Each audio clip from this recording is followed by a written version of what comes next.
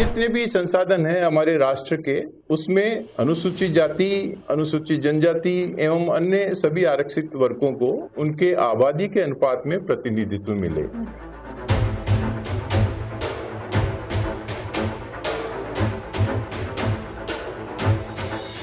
अपना हित समाज के हित से ऊपर आ जाए, इसलिए हम लोग राजनीति में नहीं जाना चाहते हैं।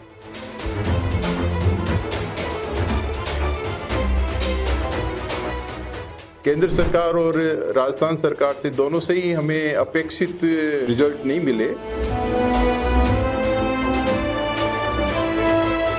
Doctor Ambedkar memorial welfare society गैर राजनीतिक संगठन है, राजनीतिक लाभ के लिए कोई काम नहीं करेंगे।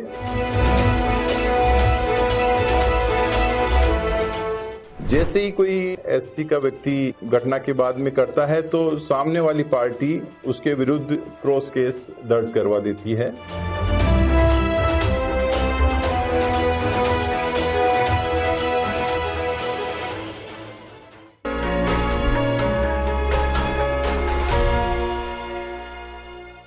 नमस्कार, जयपुर गुलाबी टाइम्स में आप सभी का स्वागत है। मैं हूं आपके साथ कंचन। आज गुलाबी टाइम्स के स्टूडियो में हम खास बातचीत करने वाले हैं doctor Ambedkar memorial welfare society Jaipur Rajasthan के महासचिव GL वर्मा जी से।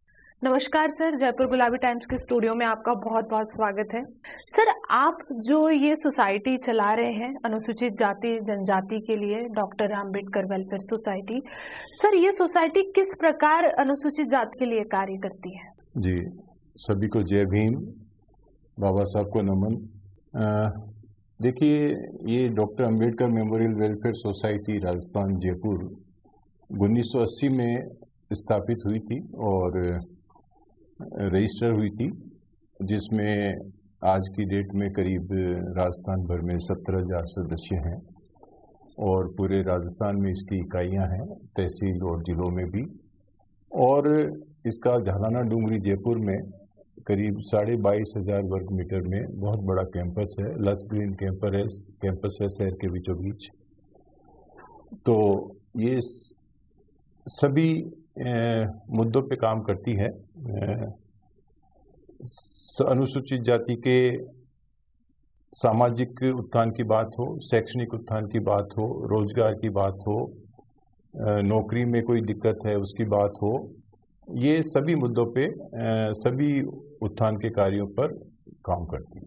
सर, मेरा दूसरा सवाल आपसे ये है कि अंबेडकर वेलफेयर सोसाइटी, इसमें कई सदस्य हैं, कई लोग जुड़े हुए हैं, इनमें से कई लोग राजनीति में भी नजर आते हैं। जैसे अभी हमारे वर्तमान के जो केंद्रीय कानून मंत्री है वो भी पहले यहाँ महासचिव रह चुके हैं और साथ ही साथ हमारे राज्यसभा के सदस्य हैं वो भी रह चुके हैं। और कई बार देखा जाता है कि आपके सोसाइटी को, वेलफेयर सोसाइटी को MLA के टिकट्स भी मिल चुके हैं। तो क्या कहीं ना कहीं हम ये कह सकते हैं कि ये एक राजनीति की सीढ़ी है या राजनीति में जाने का रास्ता कह सकते हैं? आपके क्या इस पर विचार है? देखिए, अपन इतिहास पे नजर डालें तो आपकी बात सही है कि यहाँ से राजनीति में बहुत लोग गए हैं और फिर लोगों को ये लगने लग गया कि राजनीति में जाने का, MLA MP का टिकट लेने का एक ये द्वार है, इसके थ्रू वहाँ जा सकते हैं। और आपने सही कहा कि इस संस्था ने मिनिस्टर्स भी दिए हैं, MLA भी दिए हैं, MP भी दिए हैं, जिला प्रमुख भी दिए हैं, सब राजनीति में जाने वाले लोग भी दिए हैं। लेकिन वर्तमान कार्यकारिणी में मैं कम से कम मेरे बारे में और हमारे अध्यक्ष डॉक्टर रवि प्रकाश जी मेहरा साहब के बारे में कह सकता हूँ, हमने सार्वजनिक घोषणा कर रखी है कि doctor Ambedkar memorial welfare society गैर राजनीतिक संगठन है, गैर राजनीतिक संस्था है और हम लोग इसका राजनीतिक रूप से कभी भी उपयोग नहीं करेंगे और हम लोग कोई किसी राजनीतिक लाभ के लिए कोई काम नहीं करेंगे, न कोई चुनाव लड़ेंगे। तो ये आपकी सोच है सोसाइटी के लिए कि आप सिर्फ यहाँ के अनुसूचित जाति जनजाति के जो लोग हैं जिनकी समस्याएं हैं उन पर कार्य करना चाहते हैं, आपको राजनीति से इतना खासा कोई लगाव नहीं है? देखिए, क्या है कि राजनीति तो सब करते हैं, यहाँ क्या है कि हम लोग इस संस्था के पदाधिकारी, सर्वोच्च पदाधिकारी होने के नाते हमारी ये जिम्मेदारी है कि हम सभी पार्टीज जो है, राजनीतिक दल हैं सारे, उनसे भी बात करें, सारी सरकारों से भी बात करें। अगर हम किसी एक राजनीतिक पार्टी के साथ में बन जाते हैं तो फिर हमारा नैतिकता के रूप में हम लोग थोड़ा कमजोर हो जाएंगे कि जो है ना, दूसरी पार्टी के लोगों से इतना कंफर्टेबली हम लोग समाज हित की बात नहीं कर पाएंगे। और उसमें कई बार हो जाता है कि अपना हित समाज के हित से ऊपर आ जाए, तो हम इस दुविधा में पड़ना ही नहीं चाहते, इसलिए हम लोग राजनीति में नहीं जाना चाहते हैं। सर, मेरा अगला सवाल ये है कि अभी आगामी चुनाव है, इनके लिए आपने एक मांग पत्र जारी किया है, तो वैसे ये मांग पत्र में करीब करीब 70 मुद्दे यहाँ दिए गए हैं, लिखित में है। तो इन 70 मुद्दों में से आपको क्या लगता है कि ऐसे कोई 3 मुख्य बिंदु? देखिए, पहले तो मैं इसकी पृष्ठभूमि बताता हूँ आपको कि ये मुद्दे बनाने का कैसे हुआ। कि अनुसूचित जाति की कई मांगे हैं राजस्थान सरकार से भी और केंद्र सरकार से भी, जो कि कई सालों से लंबित चल रही है। हमारा इस वेलफेयर सोसाइटी में आने के बाद में करीब 1 साल होने को आया है। तो 1 साल में हमने कोशिश करी कि भले केंद्र सरकार हो या राज्य सरकार हो, उनको हमारे मुद्दों के बारे में बार बार लिखा और उनसे उचित कार्रवाई करने का अनुरोध किया। जब हमें दोनों तरफ से ही, केंद्र सरकार और राजस्थान सरकार से, दोनों से ही हमें अपेक्षित वो रिजल्ट नहीं मिले, तो 2 अप्रैल 2023 को doctor Ambedkar memorial welfare society ने SC/ST महापंचायत का आह्वान किया था। और आप देखिए कि लाखों की संख्या में SC/ST के लोग आए थे और हमने मांगे रखी, केंद्र सरकार की भी थी उसमें और राज्य सरकार की भी थी। तो हम लोग पहले मांग पत्रों के द्वारा भी रखी और हम दिसंबर से ही हमारे जो जनप्रतिनिधि हैं, चुने हुए MLA हैं या MP है या मिनिस्टर्स हैं, तो डॉक्टर अंबेडकर वेलफेयर सोसाइटी की तरफ से हम लोग उनसे मिले और हमारी जो मांगे हैं उनके बारे में उनको बताया, उनको अवगत कराया और उनको कहा कि आप इस पे काम करिए।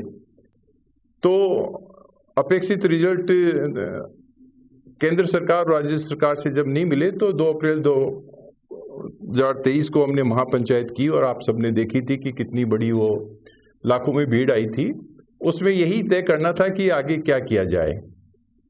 तो अब क्योंकि चुनाव आ गए हैं, तो अब हमने एक मांग पत्र सभी राजनीतिक दलों को भेजा है और ये मांग पत्र बहुत बड़ा तैयार किया है, जिसमें करीब 70 मांगे हैं और उनसे अनुरोध किया है कि आप इन मांगों को अपने घोषणा पत्र में, जो मैनिफेस्टो कहते हैं, उसमें शामिल करिए।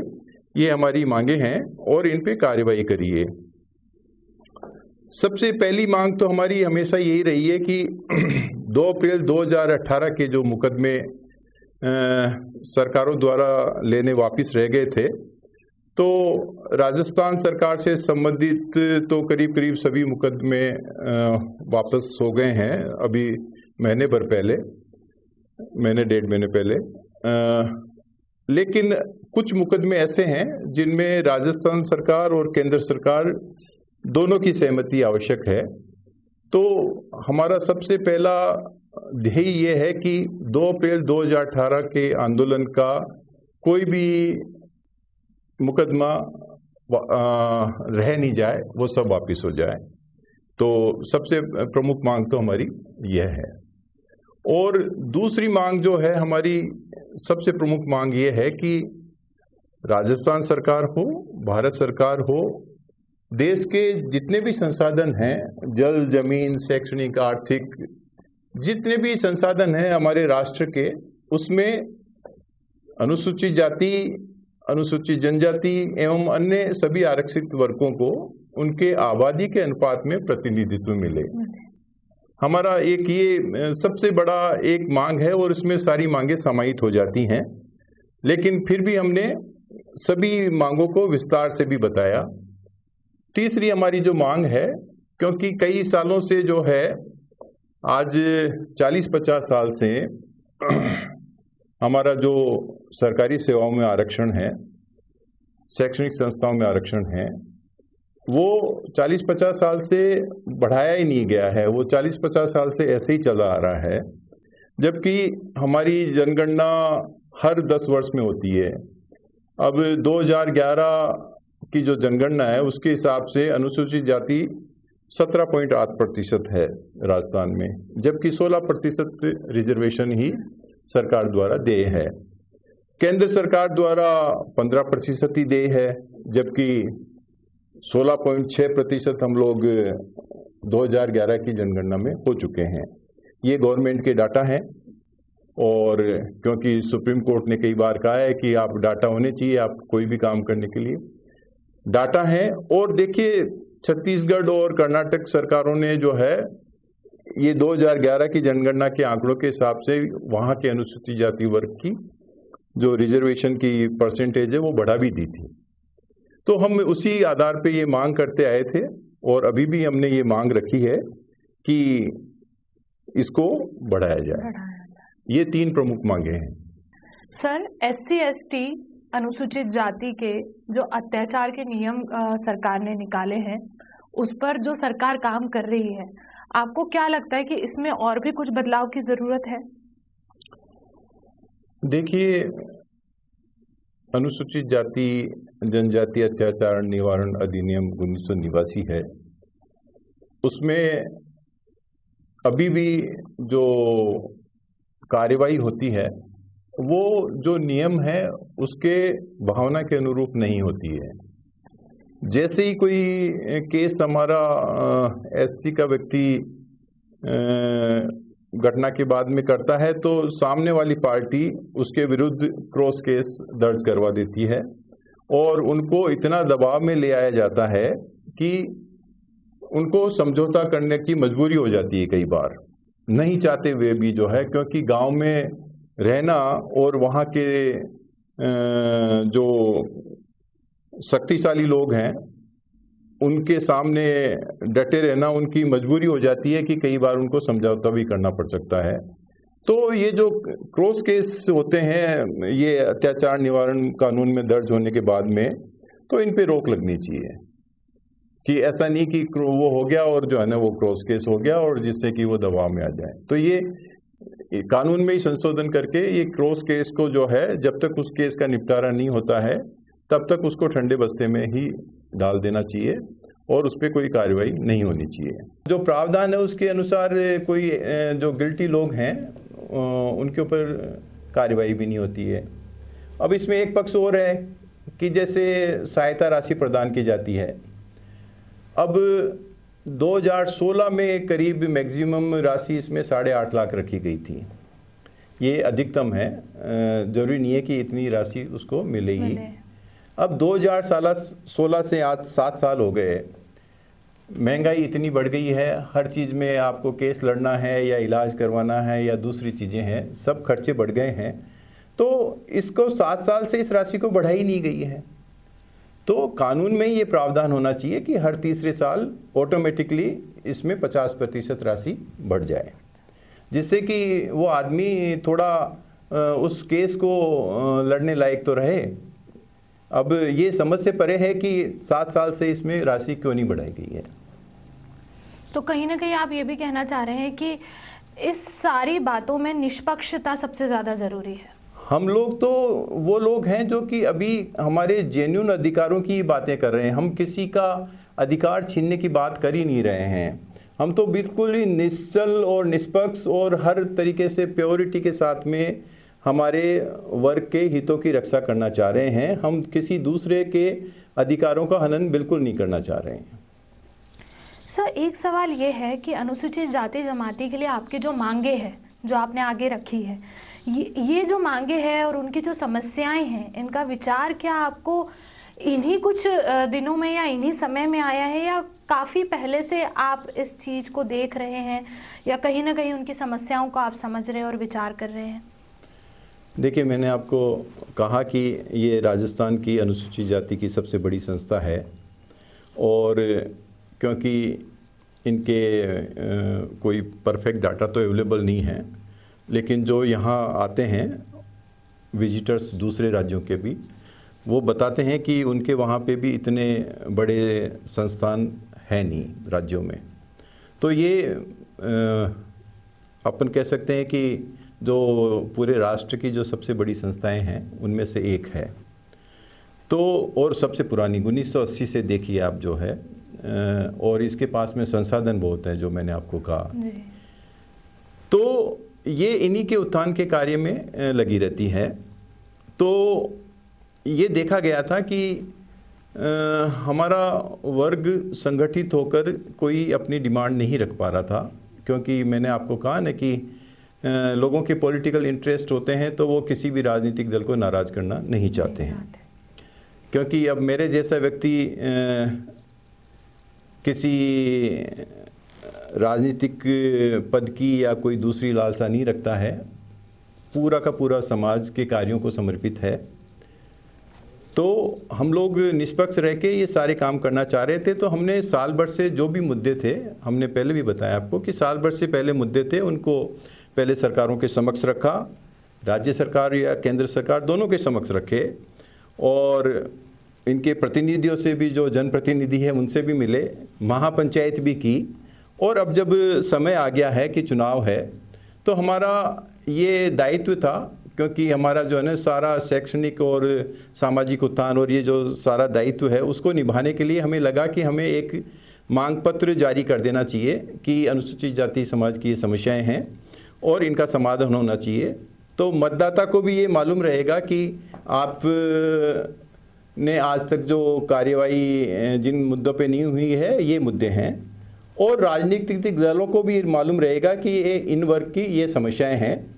तो मतदाता और राजनीतिक दल ये अब उनके लिए है कि वो राजनीतिक दल तो हमारी कितनी मांगे उसमें से मानते हैं, और मतदाताओं के लिए ये है कि उनको जो मांगे नहीं मानी गई है या जो मांगी गई है उनके ऊपर उनकी क्या राय है। तो मतदान करते समय उनके लिए बहुत इजी रहेगा फैसला लेना कि उनको क्या चाहिए। हम किसी भी तरीके से किसी भी पार्टी के पक्ष में या विपक्ष में कभी भी मतदान करने की अपील नहीं करेंगे। हमारा काम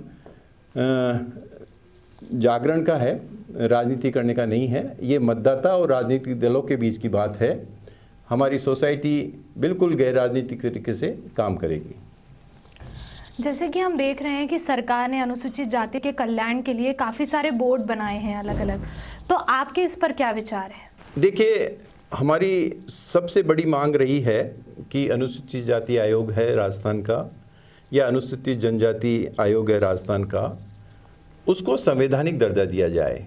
आज की तारीख में क्या होता है कि आयोग कोई भी फैसला करता है तो कोई भी अधिकारी उसको मानने के लिए बाध्य नहीं है, और वो कई पेपर्स रद्दी की टोकरी में ही चले जाते हैं।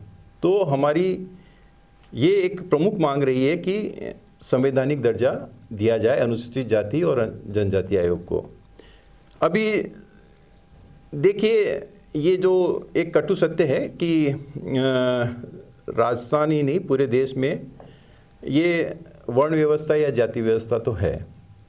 तो उसी के क्रम में यहाँ पे जैसे विभिन्न जातियों के बोर्ड बने हैं, तो ये बोर्ड केवल अनुसूचित जाति की जातियों के लिए बोर्ड नहीं बने हैं, सभी जातियों के लिए बने हैं।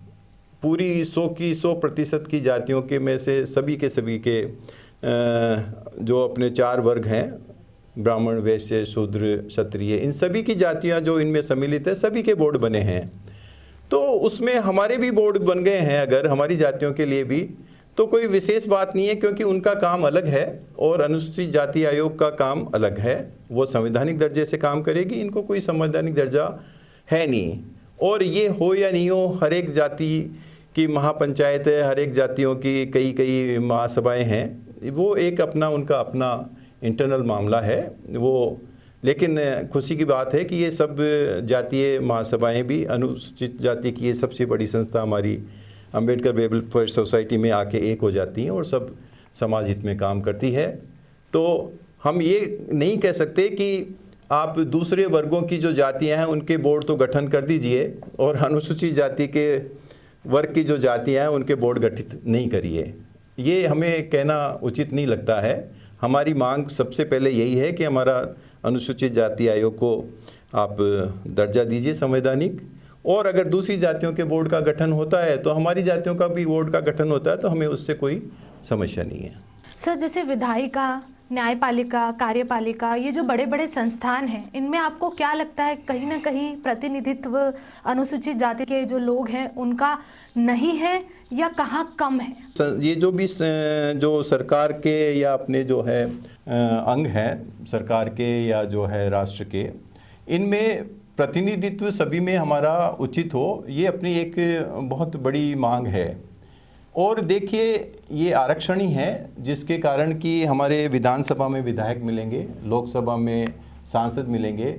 चूँकि राज्यसभा में कोई आरक्षण नहीं है तो हमारा वहाँ प्रतिनिधित्व नगण्य है।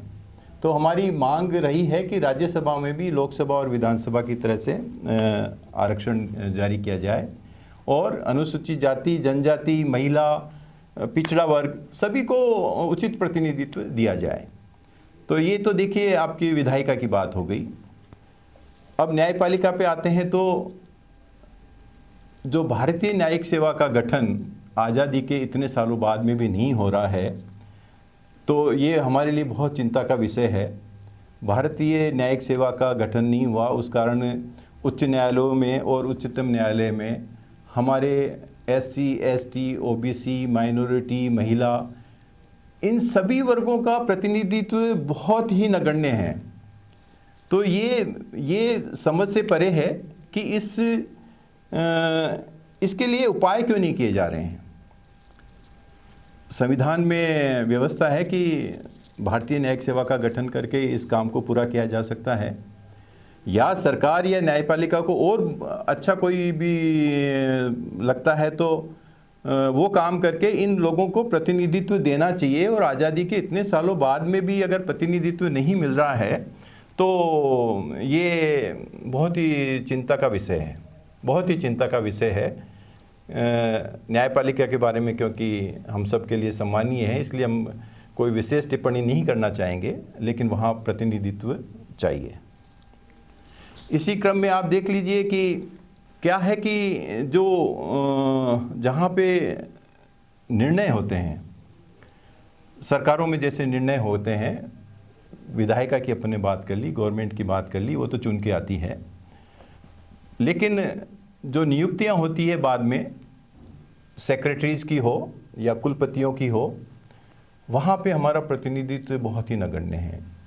आज भी केंद्र सरकार के आप आंकड़े उठा के देख लीजिए, भारतीय प्रशासनिक सेवा, उसमें कहने को तो 15% रिजर्वेशन है, लेकिन एक्चुअली में वो 7.5 के आसपास ही है, क्योंकि उसमें कमियां हैं।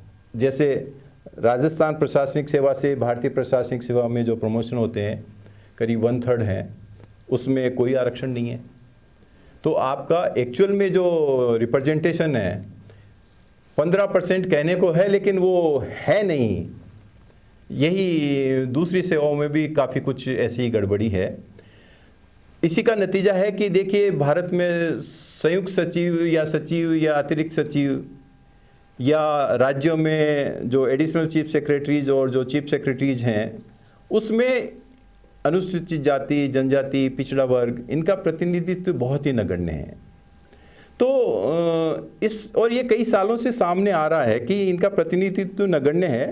तो इस बारे में कार्यवाही होनी चाहिए, कोई कानून बनाना चाहिए।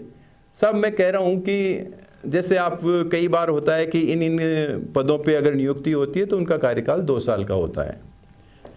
ये नियम बना दिया गया और वो जो है उस पर काम होता है। इसी अनुसार मैं कह रहा हूँ कि कोई भी एक बैच आता है, उस बैच के एक साथ प्रमोशन होते हैं IAS में, IPS में, तो उसी प्रकार से उस बैच का रिटायरमेंट भी आप एक साथ कर दीजिए। उनका सेवानिवृत्ति जो है ना, अगर क्या हो गया, अगर कोई 60 की जगह 62 साल में हो गया तो आप वैसे भी तो एक्सटेंशन दे के जो है ना 62 साल कर ही देते हैं, कई लोगों का कर देते हैं। तो आप जो पूरा बैच है उसका एक साथ एंट्री होती है, तो उसका एक साथ ही आप रिटायरमेंट कीजिए, जिससे कि जो आरक्षित वर्ग के लोग हैं, क्योंकि उनको एज में रिलैक्सेशन है तो वो लेट आते हैं सेवा में, तो वो ऊपर तक पहुँचे, और ऊपर तक वो पहुँचेंगे तभी वो हमारी वहाँ पे पैरवी कर पाएंगे, क्योंकि प्रतिनिधित्व है ये कोई रोज़गार का मामला नहीं है। वहाँ बैठेंगे तो वो हमारी पीड़ा समझेंगे, हमारा प्रतिनिधित्व करेंगे और हमारे हक में फैसले भी करेंगे।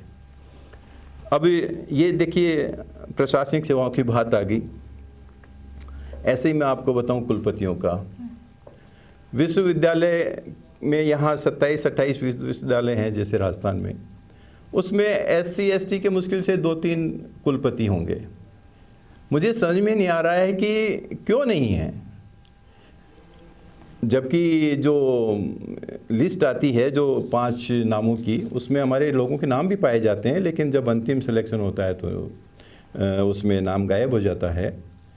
तो हमें आप इसका भी एक, हमें सरकार से अनुरोध किया कि इसका भी आप कैडर बना दीजिए कि 28 है तो रोटेशन से जो है, जैसे सब जिलों में जिला प्रमुख रोटेशन से रिजर्वेशन से अलग अलग वर्ग के आते रहते हैं, ऐसे ही यूनिवर्सिटीज़ का भी एक बना दीजिए आप कैडर कि कुलपति जो है नियुक्त होंगे तो वो सब कभी इस वर्ग से आएगा, कभी उस वर्ग से आएगा।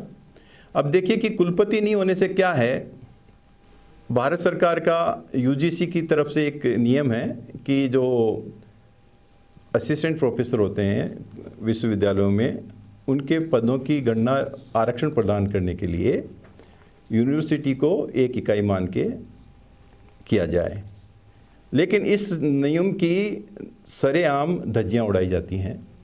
UGC के ये भी दिशा निर्देश हैं कि ये जो आरक्षण रोस्टर है ये आप अपनी विश्वविद्यालय की वेबसाइट पे भी डिस्प्ले करें। बड़ी दुख के साथ मुझे कहना पड़ रहा है कि अधिकतर विश्वविद्यालय आरक्षण रोस्टर को वेबसाइट पे दिखाते नहीं हैं, और आरक्षण रोस्टर गलत तरीके से बनाते हैं, डिपार्टमेंट वाइज बना देते हैं। इस कारण जो आरक्षित वर्ग की सीटों का बहुत नुकसान होता है। अभी एक 2 महीने पहले की बात है, राजस्थान में राजस्थान हेल्थ यूनिवर्सिटी है, उसने इसी प्रकार से करीब गणना की। तो 2 महीने से मैं उनको लिख रहा हूँ कि आप इसको ठीक करके मुझे बताइए कि जो है आपकी ये गणना किस नियम के अनुसार की है आपने। तो वो न तो हमें जवाब दे रहे हैं 2 महीने से। मैंने राज्यपाल महोदय से भी अनुरोध किया है, मुख्यमंत्री महोदय से भी अनुरोध किया है, जो चिकित्सा शिक्षा के मंत्री महोदय हैं उनसे भी अनुरोध किया है, चीफ सेक्रेटरी से भी अनुरोध किया है, यूनिवर्सिटी के जो वाइस चांसलर है उनसे भी अनुरोध किया है। मैं 2 महीने से कह रहा हूँ कि आप किस नियम के तहत ये बनाया है वो नियम डिस्प्ले कर दीजिए वेबसाइट पे, और आरक्षण रोस्टर डिस्प्ले कर दीजिए, क्योंकि उन्होंने जो वैकेंसीज निकाली थी उससे हम असहमत थे। लेकिन आज 2 महीने बाद में भी देखिए कोई कार्रवाई नहीं होती है। अगर हमारा VC वहाँ बैठा होता तो हमारी पीड़ा समझ के हो सकता है कि बहुत जल्दी निर्णय कर देता। तो ये जब तक जो निर्णय लेने वाली जगहों पे हमारे लोग नहीं बैठेंगे, हमारा प्रतिनिधित्व नहीं होगा, तो इस तरीके की समस्याएं आती रहेगी। आपको मैं हमारे लोग बैठने से कितना फ़ायदा होता है मैं एक उदाहरण दूंगा। मैं नाम नहीं लेना चाहता, लेकिन पिछले करीब 10-1 साल पूर्व हमारे ही राजस्थान के एक सबसे बड़े विश्वविद्यालय में एक कुलपति आए थे हमारे वर्ग के। तो उन्होंने बिल्कुल नियमों के अनुसार से जब नियुक्तियां की, तो हमारे आरक्षित वर्ग की पहली बार इतनी सारी नियुक्तियां पाने वाले लोग हैं असिस्टेंट प्रोफेसर में कि पूरे भारत में आप किसी भी विश्वविद्यालय में इतने असिस्टेंट प्रोफेसर्स नहीं पाएंगे। उन्होंने करीब करीब रिजर्वेशन जो यहाँ बनता था वो पूरा दे के गए। जबकि आप उठा के देख लीजिए, किसी भी विश्वविद्यालय में अनुसूचित जाति जनजाति का प्रतिनिधित्व कानून के हिसाब से, रूल के हिसाब से नहीं है। ये तो हो गई विश्वविद्यालयों की बात। आप जाके देखिए IITs, IIMs और भी बड़े संस्थान, वहाँ भी हाल इससे भी बुरे हैं। वहाँ आप डायरेक्टर या डीन की तो बात करिए ही नहीं, असिस्टेंट प्रोफेसर में भी जो है नियुक्तियाँ नहीं होती है, नोट फाउंड सुटेबल कह के और चलता रहता है। तो सरकारों से हमारा अनुरोध है कि हम कुछ लिख रहे हैं तो आप हमसे चर्चा कीजिए। अगर उनके पास समाधान नहीं है तो हम समाधान देने के लिए तैयार हैं। मैं IITs का बताता हूँ। IITs में हमारे ब्रिलियंट बच्चे जाते हैं। ऐसा नहीं है कि अब हमारे पास में ब्रिलियंट बच्चे नहीं हैं। अब तो IAS भी टॉप कर रहे हैं हमारे बच्चे, आज गूगल में भी काम करते हैं, फेसबुक में भी काम करते हैं, इतने MNCs में भी काम करते हैं, इतने एब्रॉड जाके भी काम कर रहे हैं। तो ऐसा नहीं है कि हमारे व्यक्ति यहाँ मिलेंगे नहीं।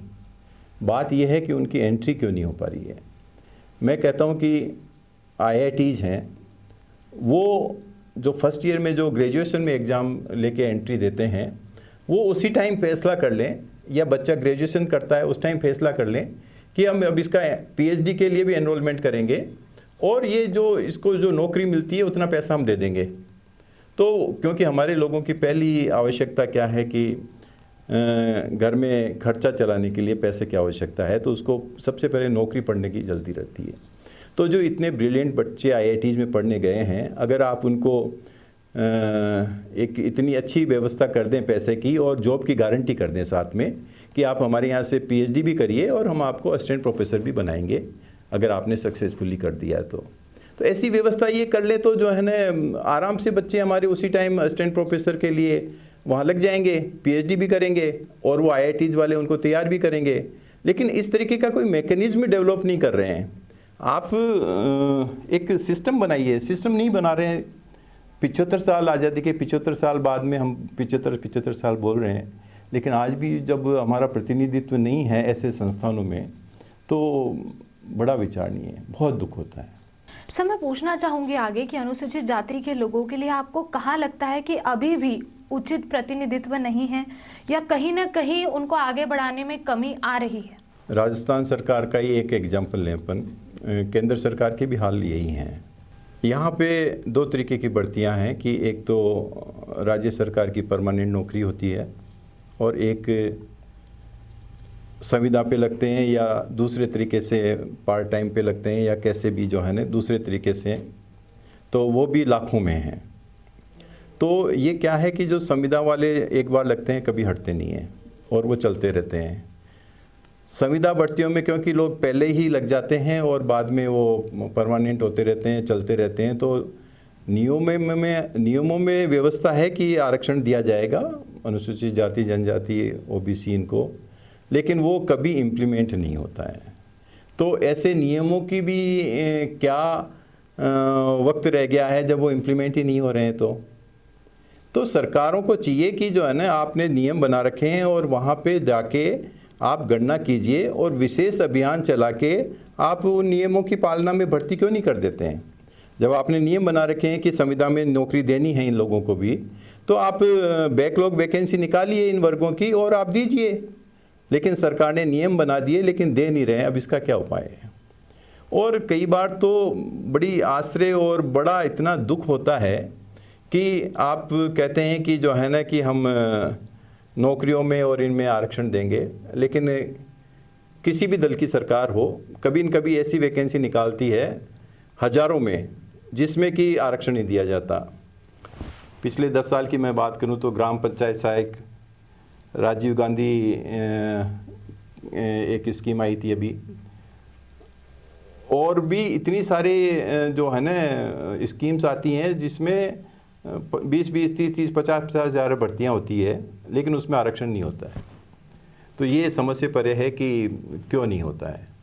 ये हमारा अनुरोध है सभी सरकारों से, सभी राजनीतिक दलों से कि आप 45 दिन का जब नियम है कि 45 दिन से अधिक की कोई भी वो होगा भर्ती तो उसमें आरक्षण दिया जाएगा। तो आप आंकड़े जारी करें, ये सब वाइट पेपर जारी करें कि इस नियम के तहत आज की स्थिति क्या है। अगर मैं गलत हूँ तो फिर हमें पता चल जाएगा कि वाइट पेपर जारी कर दे सरकार की जो है ना कि संविदा भर्तियों में कितना होना चाहिए और कितने हैं, जिससे कि वो फिर आगे उसी हिसाब से एक्शन लें। तो ये ऐसी बहुत पीड़ाजनक बातें हैं जिन पे कि सब कुछ होते हुए भी कुछ नहीं होता है। तो हमारी ये मतदाताओं के और इनके सामने लाने का एक प्रयास था, क्योंकि पहले कभी ऐसा प्रयास हुआ नहीं कि आप जो है अपने मतदाताओं को भी जागरूक कर दें, राजनीतिक दलों को भी जागरूक कर दें कि इस वर्ग की ये समस्याएं हैं, इनका समाधान आवश्यक है। ये राजस्थान की हिस्ट्री में ही, क्या देश की हिस्ट्री में भी पहली बार होगा कि इस तरीके से ये सामने लाया गया है एक डॉक्यूमेंट। और विभिन्न राज्यों में जब मेरी बात हो रही है तो वो कह रहे हैं, उन्होंने मांग के डॉक्यूमेंट मंगवाए हैं कई। और बहुत अच्छी बात मैं आपको और कहूँ कि हमारे लोगों को कई बार ये होता है कि मुख्य धारा के समाचार पत्र हमारे को इतना स्पेस नहीं देते हैं अपनी खबरों में, लेकिन हमारे मांग पत्र को मुख्य धारा के जो अखबार हैं, भले टाइम्स ऑफ इंडिया हो या दैनिक भास्कर हो या राजस्थान पत्रिका हो या पंजाब केसरी हो या नवज्योति हो, सब ने बहुत अच्छी के तरीके से जो है इस पे ध्यान दिया और लिखा। उसके लिए हम इनके धन्यवाद ज्ञापित करना चाहेंगे। सर, आखिरी में मैं चाहूँगी कि हमारी जितनी भी जयपुर गुलाबी टाइम्स के जितने भी दर्शक हैं और साथ ही साथ हमारी अनुसूचित जाति के जितने भी हमारे दर्शक हैं, उन सब के लिए आपका एक खास संदेश। सबसे पहले तो मैं जयपुर गुलाबी टाइम्स को धन्यवाद ज्ञापित करना चाहता हूँ कि आपने बुलाया, मौका दिया मुझे अपने विचार रखने के लिए। और मैं मतदाताओं से और राजनीतिक दलों से एक ही अनुरोध करना चाहूँगा कि इस मांग पत्र को अच्छे तरीके से पढ़ें और अपने हिसाब से निर्णय करें। मैं ये नहीं कहूँगा कि किस पार्टी को कोई वोट देगा या नहीं देगा, या किस पार्टी इसको शामिल करेगी या नहीं करेगी। ये हमारी मांग पत्र है, इसमें अच्छे तरीके से पढ़ें। और इसमें अगर कोई लगता है कि हमारी मांग गलत है तो हम उसको सुधार करने के लिए भी तैयार हैं। हम से कोई भी चर्चा करेगा तो हम सुधार भी अगर लगेगा तो हम तैयार हैं, लेकिन इस पे चर्चा होनी चाहिए जिससे कि मतदाता और दलों के बीच में एक विश्वास कायम हो कि ये हमारी मांगे हैं और ये देने वाले हैं, ये लेने वाले हैं। बिल्कुल, बहुत बहुत धन्यवाद सर, आपने अपना कीमती समय जयपुर गुलाबी टाइम्स की टीम को दिया।